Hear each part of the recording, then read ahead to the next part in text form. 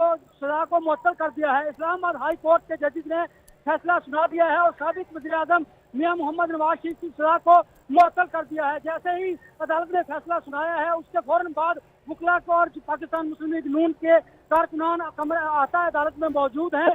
उन्होंने यहाँ पर मुस्लिम लीग नून के कायद के लिए नारे लगाने शुरू कर दिए हैं। अगर आप मेरे पीछे यह आवाज सुन सके तो पाकिस्तान मुस्लिम लीग नून और उनके जो वकला हैं उन्होंने साबिक वज़ीर-ए-आज़म नवाज शरीफ के फैसले के सुनते ही यहाँ पर शोर मचाना शुरू कर दिया है। पुलिस की यहाँ पर भारी नफरी मौजूद है। अशरफ रज़ा, तीनों की सजाएं मुअत्तल कर दी गई हैं क्या?